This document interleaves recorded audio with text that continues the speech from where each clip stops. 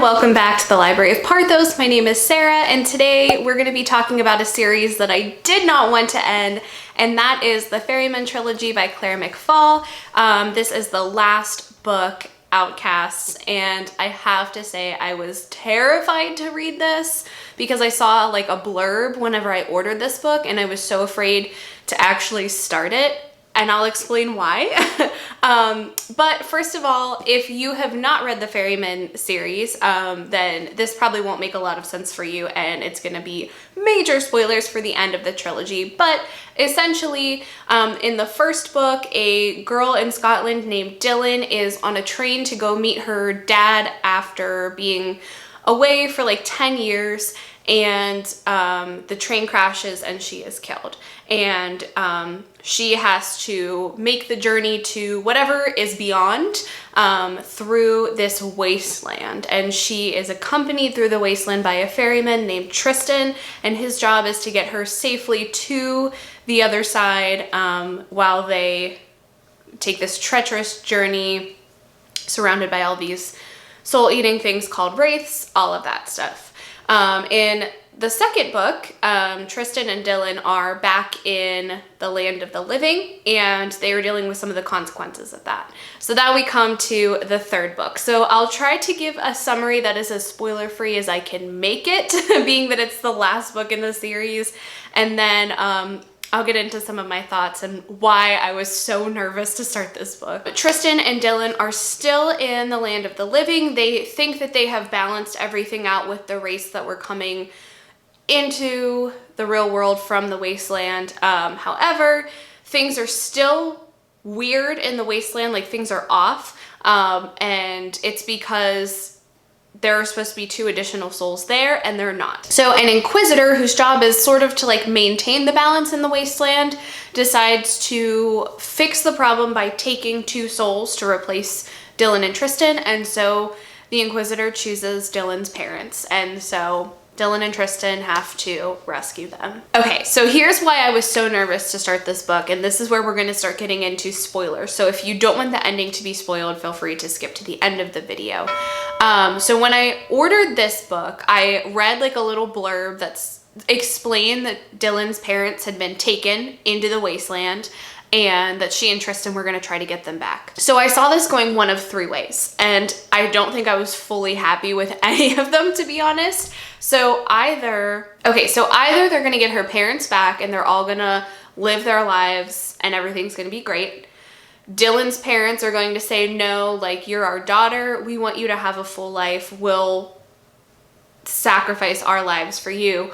Or Dylan and Tristan have to go back into the wasteland, and that could just like have its own problems as well, because if that happens, the last time Tristan tried to follow Dylan into the other side, he wasn't able to. So would they be separated once that happens? So I was so nervous to start this book. Like, I've absolutely loved this series, but I did try to put this off as much as I could because I thought, you know, if I don't finish it, it doesn't end.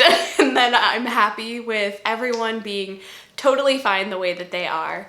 But the fact that I needed to make this video was what made me pick it up, and so now here we are. Okay, so let's get into the plot of this story. So Dylan and Tristan are still in the land of the living. Dylan's parents have actually gotten remarried. So the book starts at that ceremony as they're getting remarried, and everyone is thrilled for them. Of course, it's a very happy occasion.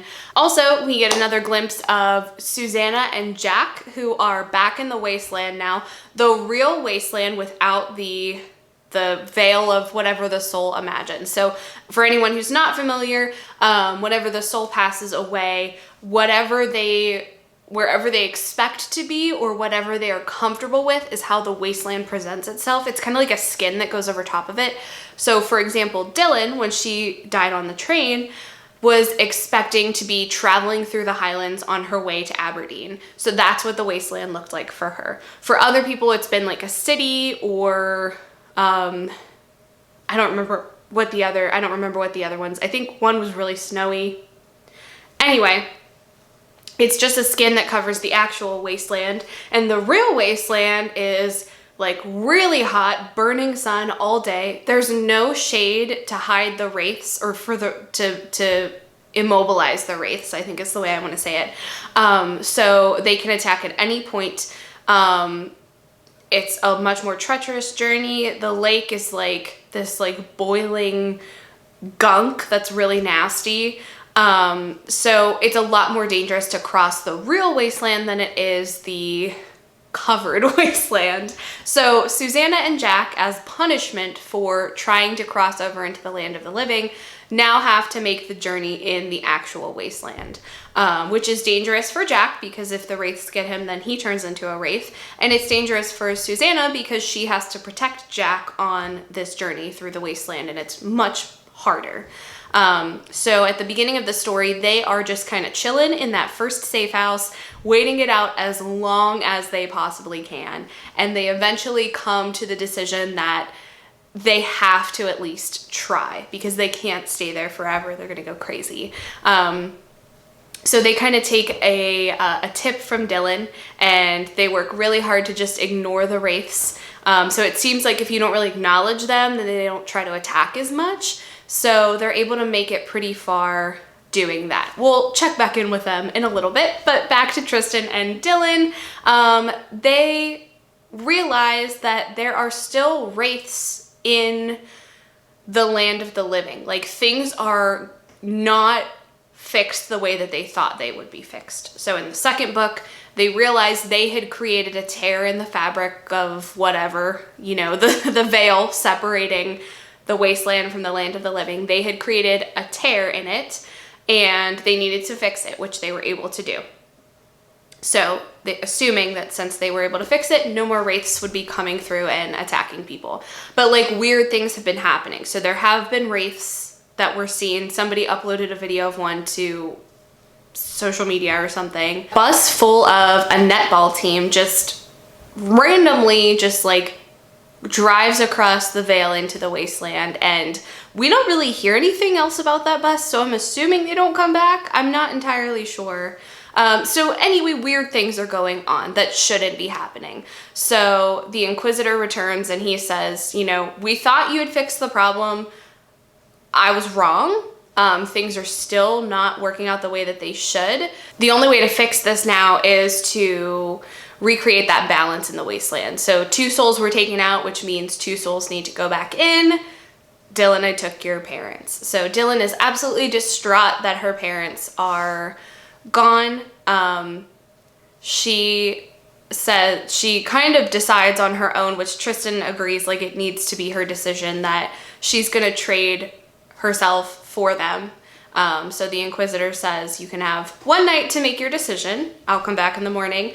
Then you can travel through the wasteland to find them. If you find them, any sort of physical contact will return them to their bodies. And if you don't find them, that's too bad. You're gonna stay dead anyway. So stakes are pretty high. And of course, Tristan has all kinds of feelings about this because he's thinking, once she gets to that line, I can't go with her. And I'm gonna be stuck just missing this girl that I love for the next however many thousands of years, doing this mindless job over and over. But they do decide that that is the right choice to go back to the wasteland for her parents, and that is what happens. Now, Susanna and Jack, we're gonna go back and check on them for a little bit. They're not doing well. They're, as they are trying to cross the lake, something else that's not a wraith in the lake, it's like tentacly, I don't really know what it is. But anyway, it capsizes the boat. Jack can't swim. The creature takes him. He is turned into a wraith. And Susanna is taken to her next set of souls, which is rare because usually they only escort 1. But this time she is responsible for escorting Dylan's parents both through the wasteland to the Vale.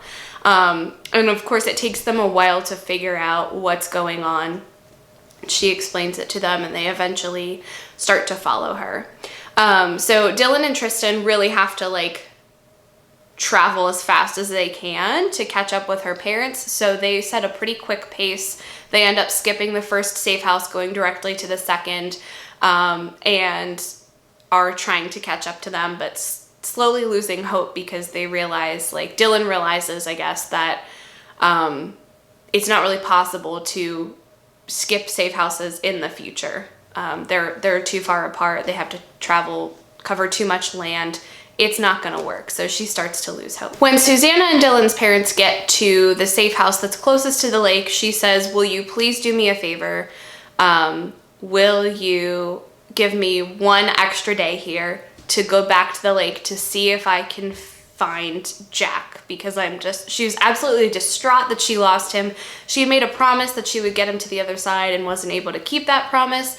So they agree to let her have one opportunity. She goes back to the lake, is attacked by the wraiths that are in the lake, except for one who is attacking the other wraiths that are attacking her. So she realizes that that's probably Jack. And what kind of inspired her to do that in the first place is when they arrived at the safe house, there was a wraith inside. They're not supposed to be inside. So that's one of those like weird things that's happening in the wasteland that's not supposed to. And Joan ends up singing a song which calms the wraith enough that Susanna can like take it out of the safe house so they can go in. And at that point she kind of realizes that she thought they were just mindless killing things, but maybe that's not the case. Maybe some semblance of the people they were maybe some part of the people that they were is still in there. And so that gives her hope that she can maybe bring Jack back. So that's why she decides to take this risk, ask them to stay in the safe house another day and return to the lake. So she thinks she finds Jack. She's pretty sure the wraith that was attacking the other wraiths is the one that is Jack, but she's unable to get him on her own. So as she is returning back to the safe house, of course, Dylan and Tristan come walking down the path because that extra day was enough time for them to catch up to each other. And so they all go into the safe house. Dylan has a nice reunion with her parents that turns into a lot of grief, of course, because they realize this is the last time they're going to be together for a while, and they can't have any physical contact until she's ready to say goodbye. But they hatch a new plan to attempt one more time to rescue Jack. So Dylan and her parents will stay in the safe house one more day. Tristan will go help Susanna, and he'll like use a rope to tie her to him so that he can pull her back. And they're gonna take one final attempt at getting Jack back. They are successful, but when they find him, he's still a wraith, and they just kind of lay him on the beach, and I think she starts singing to him again, and then he somehow turns back into himself. So there's really no explanation for how it happens. It just does. And then they all return to the safe house. Dylan says her final goodbyes to her parents. And they finally hug, which of course transports them back into their bodies. And everyone continues to the line. And that's where the story ends. No, I'm kidding. That's not where it ends. That would be horrible, to just wonder all the time. Anyway, when they get there, of course, Susanna and Jack are saying goodbye to each other. Tristan and Dylan are saying goodbye to each other. And Jack just shoves Susanna across the line, which I have such mixed feelings about him. Like, it's pretty clear that he comes from a rough background, so I get that. But there are times that he like really softens toward her, and you can tell that like they're really building a friendship. And then there are times that he's just like kind of a jerk, and like that was one of them. Like he just shoves her across, and I think she falls too. But for a minute, everyone is stunned that she managed to cross to the other side. And then Jack, he does cross over himself and help her back up. So then Tristan and Dylan, of course, want to try it, and they are both able to cross over. Dylan, because she was there before, she kind of knew what to do and kind of took the lead, and went into the records room where she was able to show Tristan his book of souls and all of the names of the people that he was able to safely bring over to the other side.